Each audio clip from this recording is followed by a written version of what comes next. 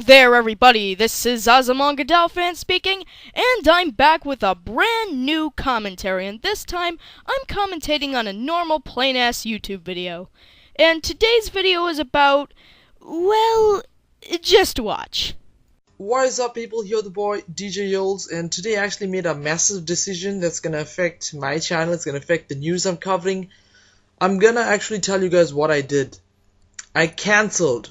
Here we go. I cancelled my PlayStation 4 order. Console was supposed to come here on November 19th, but I had multiple problems, and I'm gonna explain to you what I'm talking about. With Amazon, you gotta make a purchase over the internet. So when you actually make this purchase, you gotta use a credit card. Oh wow, you mean just like every single other online shopping network? They don't take debit cards, they don't take anything. Like, because I live in Japan, they don't even, like, the Amazon.com website doesn't take anything related to Japan. So I had to use a family member's credit card to actually get the purchase on my card. Then I had problems, for example, them trying to somehow get the purchase from Amazon.com onto the South African credit card system. They was having problems with that.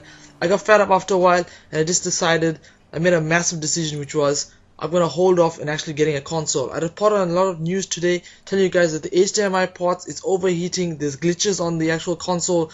So with the PlayStation 4, there's a lot of problems on the system. Cause, you know, giving examples and going into a bit more detail is way too time consuming.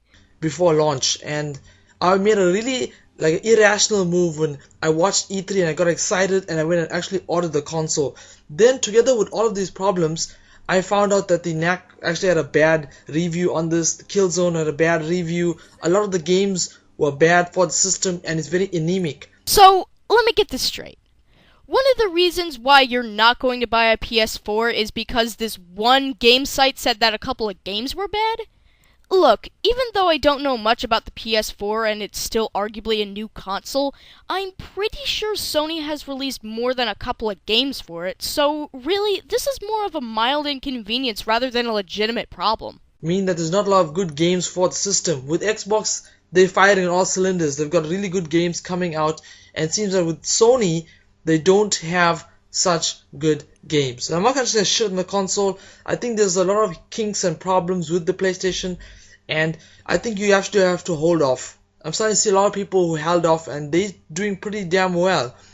So my only decision was that I'm going to keep on playing Call of Duty on my PlayStation 3. I'm going to enjoy playing the GTA 5. I'm going to get Gran Turismo next month.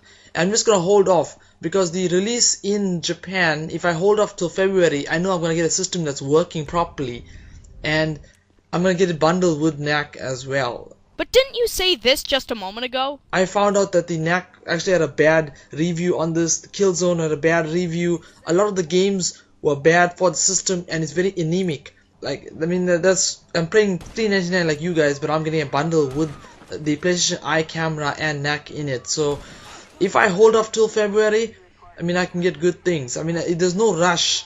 I think right now it's already 15th November. There's no actual rush to go in and get the system if I know there's problems with the system. So please, people, I'm still going to bring you guys news. I'll bring you the latest news and links in the description down below, but I'm officially pulling out of the launch edition PlayStation 4. I'm not buying the system.